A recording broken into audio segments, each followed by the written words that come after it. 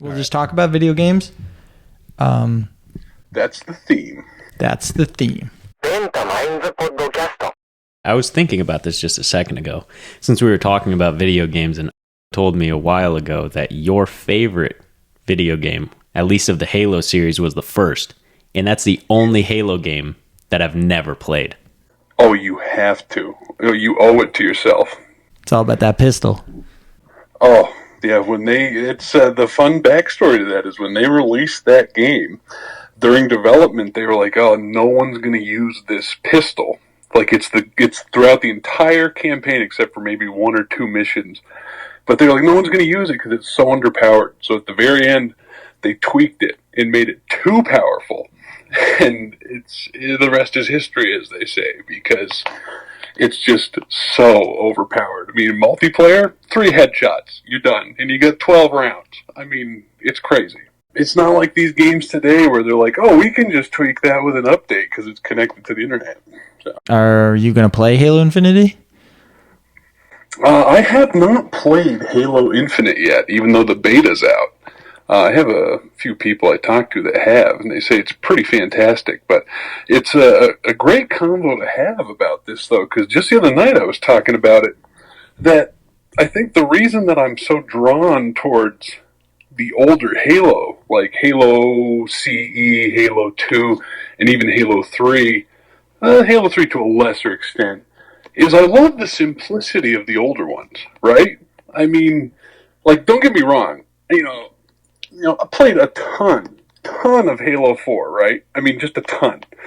And it was really fun game to play. Mm-hmm. But I hate when you start getting into almost like the gimmicky part of it, right? What do you mean, like online or? Well, more so like bubble shields, sprinting, abilities, things like that. Like, I get it. How do you keep a game staying fresh, you know?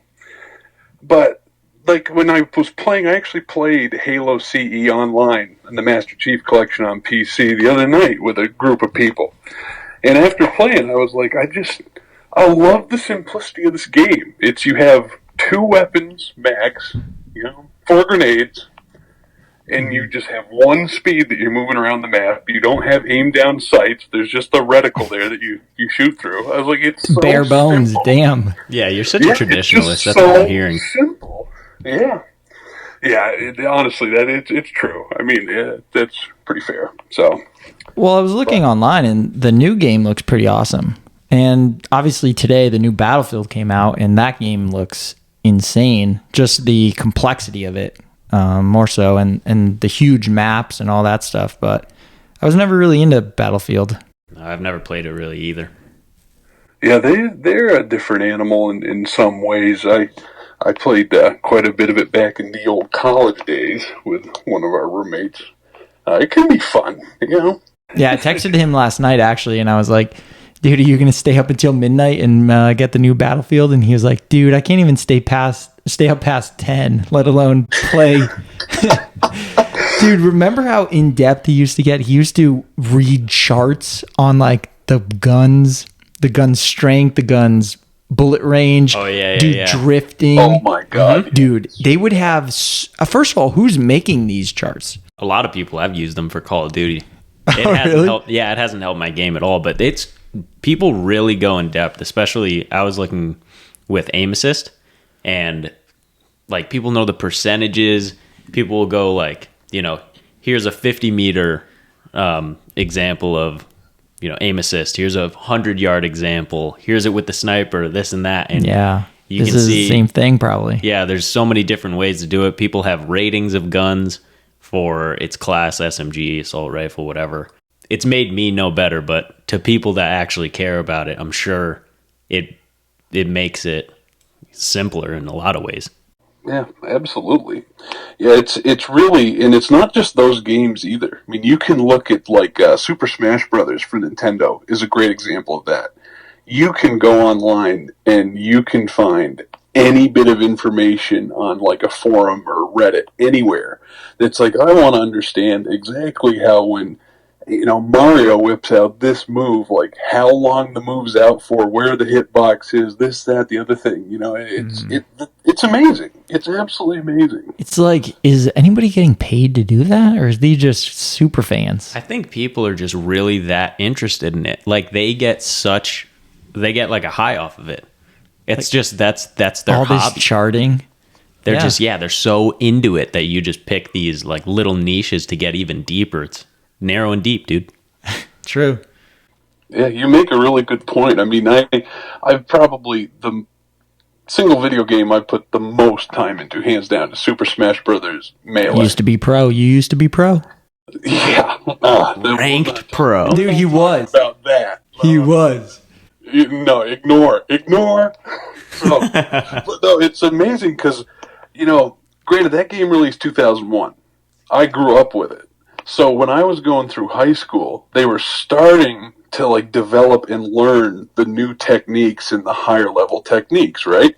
So I grew up with it and was like, wow, this is incredible. So fast forward to 2021, you could take any person that's like, I want to get good at Melee, and you can watch YouTube videos, go to Smashboards, go anywhere, find information on any character, the matchups, combos, this, that, the other thing, and you can become a better player than me in like a week if you put in the training, obviously, with the top character.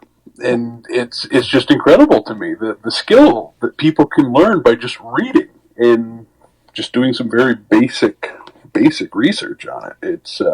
It's quite amazing. I'll play people online. Melee actually has, you can play it on PC now through an emulator and play online with just random kids all over the country. And I will just get my butt handed to me on a regular basis. I always thought that I was decent, but I'm just like, wow, these people. And you're playing kids that are like 18.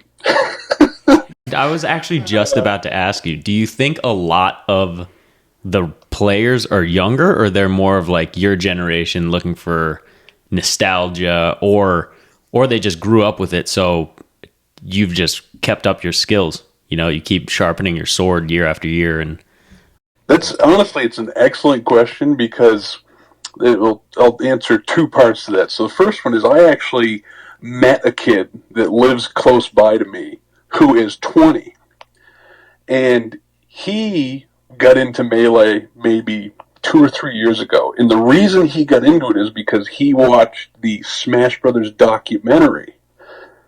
And that was just a documentary about like the 5 players of Smash that were some of the best. They still are some of the best. Where can you find this?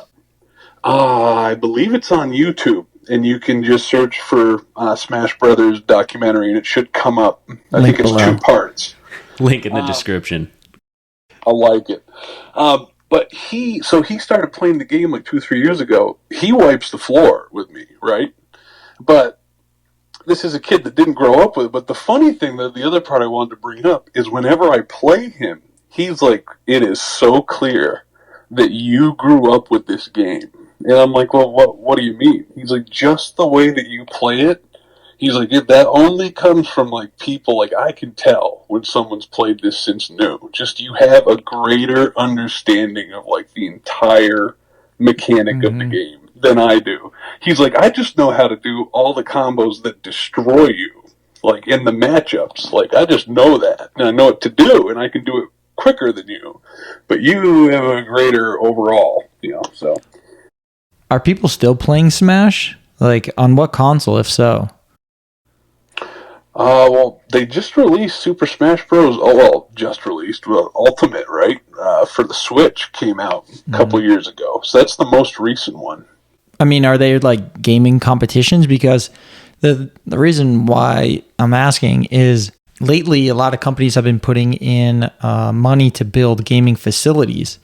Like places where people can literally train, if you will, and go play Call of Duty, Halo,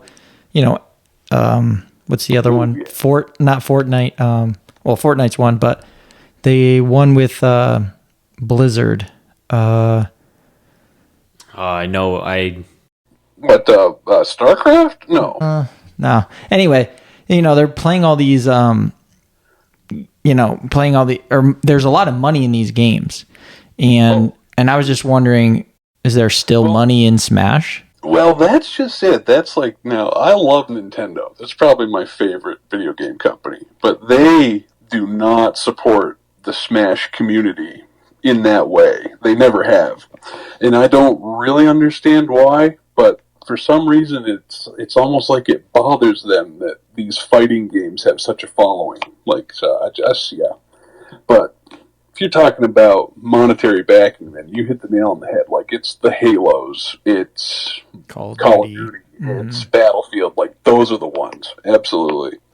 I also read recently that influencers are now the number one job kids want to be. It's not like Influencers. or influencers. I was just going to say, I was like, influencer. I was like, what is that? People who just go around spreading the flu? Like, sorry, influencers. No longer like an astronaut or You heard what like China's doing with their algorithms now? They have their version of TikTok. I forgot what it is. This was a Joe Rogan thing, so I'm just going to spew it out in a worse way. But what China's doing is they're tracking everyone's phones, and if you're under 14, you have a limited amount of time that you can be on TikTok, which I believe is 40 minutes. There's an open and close, so from 6 a.m. to 10 p.m. you can use it, but after that, everybody under 14 is off. And also, no matter what videos you like, what gets recommended is things that are educational. So like how to build something or how to code. Yeah, how to code. And the idea is that they don't want people to not become content creators, but to have too many people doing that versus having interest in other things. So they're kind of gaming the system so that they'll build it into them like, oh, here's something you might like go towards this way. Well, here's the thing. It's like there's so few people who actually make it. I mean, you're talking about pro and anything, and to be a YouTube star is just as slim as everything else. Now, granted, it's making you a lot more money than nowadays, and it's actually like a serious job to consider. But, you just have to realize that most people just aren't going to be that good at a video game or even have the persona to be a PewDiePie, exactly. Perfect example. Like, dude, that guy has to market himself. Yeah, he's got teams underneath him. I mean, it's production at this point. It's like his own little studio. yeah, you guys are absolutely right. I mean, I was talking to a friend of mine that actually tried doing like Twitch streaming. And he would do it in his spare time, and he would just play video games. And he got super frustrated because it wasn't taking off. Like, he'd get 1 or 2 viewers here or there. And I was like, listen, man, like, if you really want to do this, you have got to quit your job, and this is it. Like, you have to focus and spend every waking moment, and you have to be on YouTube and Twitch, and you've got to try to get backing. And I mean, there's so much that goes into it. People don't seem to get that. They almost think you just throw it up on Twitch and it's like, oh, people want to see me playing Fortnite. It's like, no, it takes a lot more than that. Right, because everyone just channels into the biggest viewers, or you already have like a fan favorite that, you like personally. But yeah, it's so hard. Well, everything looks easy when somebody else is doing it. It seems so simple. Yep, like whenever I watch the snowboard. Just, like, yeah, I could do that. Oh, wait. So you're looking forward to any video games next year? Ooh, I'm pretty sure Breath of the Wild 2 comes out next year, correct? I've heard great things, but I know nothing. Yeah, I mean, you guys have always been more Microsoft, but I mean, that's fine. I can't recommend the Zelda series enough. Yeah, I mean, the older I've got, the less I care about, like, getting competitive in video games. It's more of an avenue to veg out, so. And I just like the adventure-style games, where there's a story behind it, and you're just, The older I get, the more I'm just, like, not into multiplayer. Yeah, I was thinking the same thing, too. Like, I play with my friends, like Call of Duty and stuff. Just Warzone, really. But I'm finding more and more enjoyment when it comes to like full story games. And I feel like I always kind of did. I always loved the campaigns of games, whether it was Halo or Call of Duty, just getting into the storyline. And now recently it's been Last of Us. And it's just I feel like it's so much more fun and gratifying to just like, it's a movie and you're like fully immersed in it. Oh, absolutely. You just get drawn into these stories. Yeah, I mean, and you Sony's can so tell good when at it's it. a good game, it's so easy to fall into it and just, yeah, it's an escape. It's awesome. Like Last of Us is such a good example. Like you are so invested emotionally into those characters and you want them to succeed and the intense parts are so much more intense as you're playing it. It's just, oh, it's awesome. And God of War, that's another one I think is coming out next year. Oh, yeah, that was a Ragnarok, great I game. believe. Yeah, yeah. Yeah, there's a lot of good games. Oh, I mean, the Uncharted series Oh, on PlayStation. I mean, oh, fantastic. Yeah, there's tons of them, man. I remember. Let me see. So going back to Halo, like when Halo 1 came out, I remember playing that, and the campaign. Like I loved the campaign way more than the multiplayer. I just thought, wow, like what an incredible story, and it's true. It's like you just said a few seconds ago. It's like the cinematics. It's like it's its own movie that you're just a part of. It was just incredible. And I remember when it came out, I was like, I know, I'm going to school for video game design. It did not happen, obviously. But I was like, this game is just incredible. do you feel like you could do that now? Or do you think it's just too complex, like learning Unreal Engine and all those things? Oh, I'm sure if I wanted to put the time into it, I could absolutely learn how to do it because it's something I'm passionate about. Mm-hmm. But I'm not going to because I don't want to put the time into it. See, that's the hardest thing. If you have the interest, you will be successful in some way in whatever it is that you do. It doesn't necessarily need to be a job, but it all starts there. The hard part is finding what you're actually interested in, which is why 18-year-old kids shouldn't be deciding the rest of their lives because they don't know anything. YOLO. Absolutely. I 100% agree with that. We should force them before they go to college to enter into undergrad. You have to do at least 2 years in the service industry. Yeah, you got to do something. Work at Kohl's. Exactly. Anto said that before. He's like, it should be a requirement for everyone to at least work one retail job and one food service job. And I was like, you know what? That makes a lot of sense because it just makes you more humble. Absolutely. Well, it streamlines. It's like you realize when you're doing a job like that, you're either like I'm okay with being in this life, or I am not, and I'm going to take this path to get out of it. Like, yeah. Yeah, you have to do some type of entry-level job in anything. If it's like you want to work in a hospital, then just, be there helping the nurses or anything, just some entry level, even if it's custodial work or front desk or whatever it may be, just getting that feeling of like, I like the hospital or I hate the hospital. Business. I like business. I hate business. Coding. I'm going blind seeing all these lines, or I love coding and I'm still going to kill myself. Mm-hmm. This language makes sense to me. I'm just going to write my suicide note in code.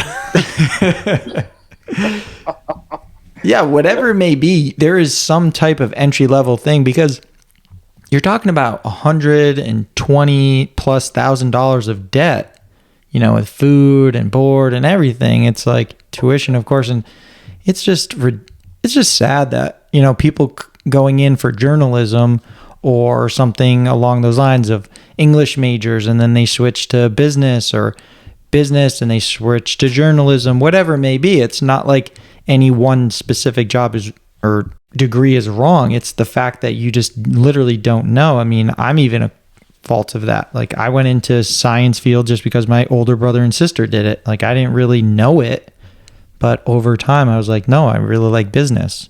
Yeah, that's one thing that I did when I got to college. I knew when I got there, I was like, I'm going to do business administration. I want to do a business degree because I know I will be able to get just about any job with a generic business administration degree, and I could always get my MBA, and then if I wanted to go back to school, I could do something else. So I knew my path I wanted when I started, but as you guys know, I'm a bit of an old soul. I was probably, realistically, I was probably like 62 when I started college, even though I was 18. Did you have any doubt? You had no doubt your whole time that you wanted to finish with a BA? No doubt. Nope.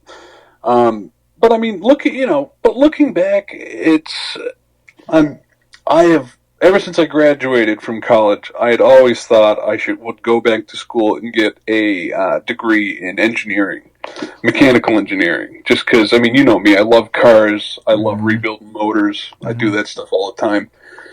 So for me, that just comes so natural. But I mean, as time goes on, it's kind of waned, whatever. But that's probably the only thing I would have done different is maybe done, a Been a piggyback minor? engineering. Yeah, something like that. Or just gone to school for that separately. I mean, I still could. It's just, actually It's making just it happen. time. Yeah, exactly.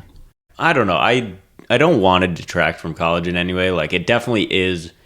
It is a great starting point, but it is just hard to realize, one, am I built for this? Especially, some kids just, or some people just aren't good at school, or they don't like school or the classroom or anything like that. But that doesn't mean they're dumb in any way. And also, if you don't know what your interest is, it's like I wouldn't put that much investment in anything. It doesn't necessarily need to be money. Like, just the sheer time alone, like 4 years of your life in something that you're like iffy about is really not a good. Yeah, with $100,000+ of debt, it's like, you better think about it, boy, before you just put it all on black. Yeah, but it does streamline everything. Like, it does. If you were to, again, have a retail job and be like, I don't want to do this. Like, I need to be, I don't know, an upper manager or something, work in an office, whatever it ends up being. A degree will slingshot you there, but you have to be into it, and you also have to be interested enough that you retain the information. So when you go to a job interview or you need an internship or anything like that, you actually know what you're doing. Because the amount of people that just like flaunt a piece of paper and don't know what they're talking about, or even what their field like contains, is immeasurable. Yeah, there's some serious truth to that. And I mean, it's hard too because, I mean, I look back at the college career and there are a few things I definitely remember, but for the most part, half the classes I took for my degree requirement, I don't remember a damn thing. Like, I remember organizational behavior. It was pretty much a class about HR. I don't remember a damn thing. I just remember sitting there and thinking to myself, you just treat people with respect and use common sense. And that's pretty much HR. Okay, we got it. All right. A. But, really what I'm getting at by saying this is, what I've learned from the job that I have being the operations manager at this footwear company. I mean, it's just amazing, like, specifically the footwear industry, just what I've learned being there. And everything that I've had to learn, like accounting-wise, operationally, managing people, all of it. I mean, experience accounts for so much, right? I mean, it really does make a big difference. It's huge. It's huge. I mean, yeah, and I wouldn't trade it for a thing. What I've learned on that job has just been incredible. So, any last closing words? Closing words: drink milk and Mamma Mia. That's racist. Wow! Just kidding.